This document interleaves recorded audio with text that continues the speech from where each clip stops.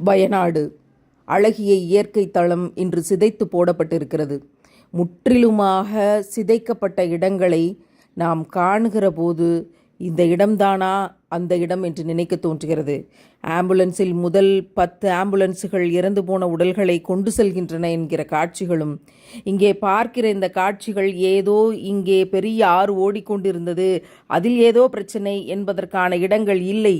இங்கே நூற்றுக்கணக்கான ஆயிரக்கணக்கான மக்கள் வாழ்ந்தார்கள். அந்த இடங்கள் இன்றைக்கு முழுவதுமாக சிதைக்கப்பட்டு இடிந்து விழுந்து கிடக்கிறது. எப்போது நீருக்கு கோபம் வரும், எப்போது அது பொங்கி எழும், எப்போது நம்மை அது அழிக்கும் என்பது நம் கையில் இல்லை என்பதற்கான ஆகப்பெரிய அத்தாட்சிகளாக ஒவ்வொன்றாக ஒவ்வொரு ஊரிலும் நடந்து கொண்டேதான் இருக்கிறது. இப்போது நீரின் பிரவாகம், நிலச்சரிவு, அதன் கொடுமைகள், அதனுடைய காட்சிகளை நாம் பார்த்து கொண்டுதான் இருக்கிறோம். இதோ ஏதோ ஒரு இடத்தில் இருந்து எழுந்து வரக்கூடிய நிலையில் இருக்கிற மூதாட்டியாக அவர்கள் இல்லை. மண்ணுக்குள் எவ்வளவு நேரம் புதைந்திருந்தார்கள், எவ்வளவு நேரம் மூச்சை பிடித்து கொண்டிருக்கிறார்கள். கொஞ்சம் கொஞ்சமாக மண்ணை எடுத்து அவர்களை வெளியே கொண்டு வருகிற போது இதில் நமக்கு படிப்பினை இல்லையா? தண்ணீருக்குள் இருந்து பிள்ளையை தூக்கி கொண்டு ஓடி வருகிற ஒரு சகோதரன் அந்தரத்தில் தொங்கிக் கொண்டு பணி செய்கிறவர்கள் சொல்லும்போது நமக்கு அத்தாட்சிகள் இல்லையா? நாங்கள் இங்கே இருந்து தப்பித்து வந்தோம். 3 மணி இரவில் நடந்தது, 2 மணி இரவில் நடந்தது, ஒரு ஊரையே காணவில்லை.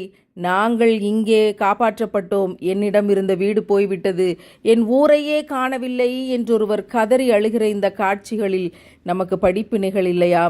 உயிரை அடமானம் வைத்து வேலை செய்கிறார்கள். யாரையாவது காப்பாற்றி விட மாட்டோமா? பையாக சுருட்டி கொண்டு போகிற உடல்கள், தன்னுடைய எஜமானரையும் தன்னுடைய வீட்டையும் நிலச்சரிவுக்கு மத்தியிலே உறவுகளை தேடி ஒரு நாய் கூட அலைந்து கொண்டிருக்கிறதே, இந்த காட்சிகளில் நமக்கு படிப்பினைகள் இல்லையா? மரணம் இப்போதைக்கு இல்லை என்று நினைப்பவன் பொருளை சேர்ப்பதில் நாயாய் அலைகிறான். எந்த நேரத்திலும் மரணம் என்ற நிதர்சனத்தை புரிந்தவர்கள் நாம் இறைவனை நோக்கி நகர வேண்டும்.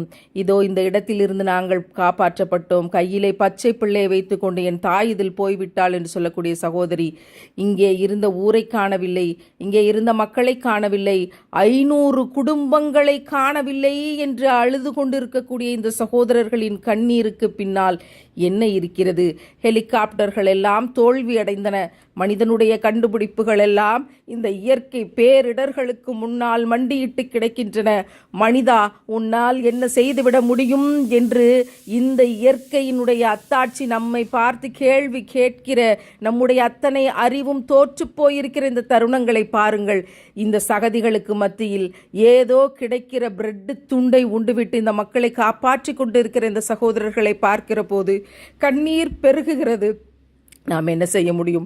அழுது கொண்டிருக்கிற இந்த சகோதர சகோதரிகளுக்காக நிறைய பிரார்த்தனை செய்ய வேண்டும். இங்கே பாருங்கள், செலோடேப்பை வாயால் பித்து இறந்து போன உடல்களின் மீது ஒட்டி கொண்டிருக்கிற ஒரு மருத்துவரை பாருங்கள்.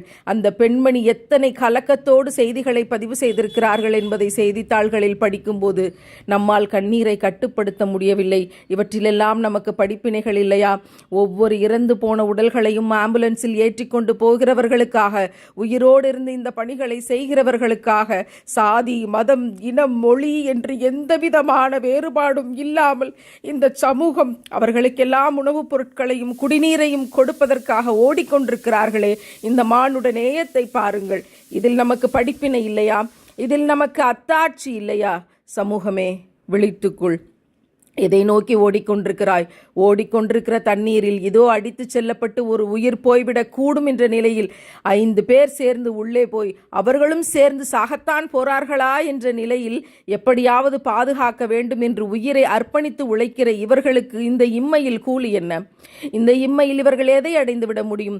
உயிரை பணயம் வைத்து ஒவ்வொரு பிள்ளையையும் காப்பாற்றுவதற்காக நாம் இங்கே அடுத்த வேளை பிரியாணிக்காக திட்டமிடுகிற போது இப்படியும் இந்த உலகத்தில் நம்முடைய கேரளாவில், வயநாட்டில் யாரோ ஒரு இளைஞன் இப்படி தண்ணீருக்குள் புகுந்து ஒரு உயிரை காப்பாற்ற ஓடிக்கொண்டிருக்கிறான்.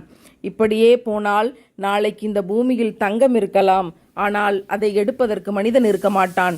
இறந்து போன உடல்களாகத்தான் எல்லா இடத்திலும் இருக்கும் என்று இறைவன் சொன்னானே, அப்படிப்பட்ட காட்சிகளை கண் முன்னால் நாம் பார்த்து கொண்டிருக்கிறோம். திருக்குரானில் இறைவன் சொன்னான், இந்த பூமியை நான் புரட்டுவேன், மலைகள் அழிக்கப்படும், பிரம்மாண்டங்கள் சிதைந்து போகும், அழகியல் என்று நீங்கள் எதையெல்லாம் சொன்னீர்களோ அவை எல்லாமே அழிக்கப்படும் என்று இறைவன் சொன்னானே. அவற்றை நாம் ஏதோ வார்த்தைகளாக படித்தோம், திருமறையாக ஓதினோம், தினமும் மனப்பாடம் செய்வோம், அவற்றை பயான்களில் பேசுவோம் என்று கடந்துவிட்டு போய்கொண்டிருக்கிறோமே. இதோ முண்டக்கை கிராமம் எங்கே?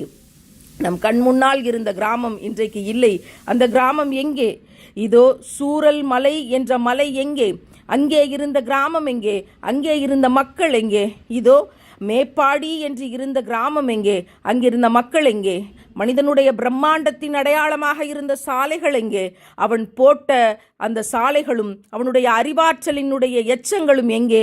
எதுவுமே இல்லாமல் அத்தனையும் திருப்பி போடப்பட்டு அழிந்து போய் 500 மக்களை காணவில்லை, 500 குடும்பங்களை காணவில்லை, 2 மலைகளை காணவில்லை, என்னுடைய ஊரையே காணவில்லை என்று பரிதவித்து நிற்கிற இந்த பரிதவிப்பின் பின்னால் மனித கூட்டமே படிப்பினைகளை பெற்றுக்கொள். நீ எத்தனை அலங்காரத்தில் வேண்டுமானாலும் இருக்கலாம், எத்தனை ஆடம்பரத்தில் வேண்டுமானாலும் இருக்கலாம், இறைவன் நாடிவிட்டான் என்றால் அது ஒரு நொடியில் புரட்டப்படும் என்பதற்கான கண் முன்னால் பார்க்கிற அத்தாட்சி இதுவாக இல்லையா? நீங்கள் ஆடம்பரத்தின் பின்னாலும் நீதமாக நடக்க முடியாது, அநியாயமாகத்தான் வாழ முடியும் என்று அரசியல் தளங்கள் இருக்கலாம். இதோ இந்த 6 முடிவெடுத்து விட்டால், இறைவன் அதை நாடிவிட்டால் உங்களுடைய வாழ்க்கை இப்படி ஆகும் என்பதற்கு இது அத்தாட்சி இல்லையா? மனித கூட்டமே, இங்கிருந்த மலையை காணோம், எத்தனை உசுறு போச்சுன்னு தெரியல என்று வயநாடு நிலச்சரிவின் சேதங்கள் குறித்து உள்ளூர் வாசிகள் விவரிக்கக்கூடிய ஒவ்வொரு காட்சியிலும் நமக்கு அத்தாட்சிகள் இருக்கிறது. உங்கள் கார்கள் எங்கே? உங்கள் பங்களாக்கள் எங்கே? உங்களுடைய சொத்துக்கள் எங்கே?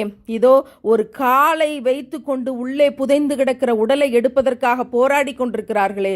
என் தாயை காணவில்லை, என் தகப்பனை காணவில்லை என்று அழுது கொண்டிருக்கின்ற இந்த சிறுவனின் கண்ணீருக்கு பின்னால் நாம் என்ன ஆறுதலை சொல்லிவிட முடியும்? குடும்பமாக எடுத்த புகைப்படங்கள் இருக்கின்றன, குடும்பத்தை காணவில்லை என்ற சோகத்தின் பின்னால் மனித கூட்டமே படிப்பினைகளை பெற்றுக்கொள். எந்த மலையையும் நான் சாய்ப்பேன், அது தூள் தூளாகும், அது பொசுங்கி போகும், கட்டிடங்கள் அனைத்தும் அழிந்து போகும், ஒரு நொடியில் அது நடக்கும் என்று இறைவன் சொன்ன காட்சிகளை உலகம் அத்தனையிலும் பல்வேறு இடங்களில் இன்றைக்கு நாம் கண்முன்னால் பார்த்து கொண்டுதான் இருக்கிறோம். மனித கூட்டமே, உன் ஆணவம் இப்படி அழியும், உன் அகங்காரம் இப்படி அழியும், உன் பாரம்பரிய பரம்பரை பெருமைகள் இப்படி அழியும் என்று இறைவன் அத்தாட்சியாக இந்த ஒவ்வொரு காட்சியையும் தந்திருக்கிறான். பூமியில் ஒரு உயிரினம் கூட மிச்சமில்லாமல் மொத்தமாக அழிந்துவிடும் என்று இன்றைக்கு விஞ்ஞானிகள் எச்சரிக்கை செய்து காணொளிகள் வெளியிடப்படுகின்றன. இன்னும் 250 மில்லியன் ஆண்டுகளில் பூமியில் ஒரு உயிரினம் கூட மிச்சமில்லாமல் அழிந்து போகும் என்று விடுக்கிற எச்சரிக்கை இன்றைக்கு வாழ்ந்து கொண்டிருக்கிற ஆணவ திமிரின் மனித கூட்டத்திற்கான எச்சரிக்கை தான். நீதமாக நடந்து கொள்ளுங்கள், அன்பாக இருங்கள், மற்றவர்களுக்கு உதவி செய்யுங்கள், ஆசைப்பட்டு சொத்துக்களை சேர்க்காதீர்கள், முடிந்த வரைக்கும் ஏழைகளுக்கு தினமும் உதவி செய்து கொண்டே இருங்கள், படிப்பினை பெற்றுக்கொள்.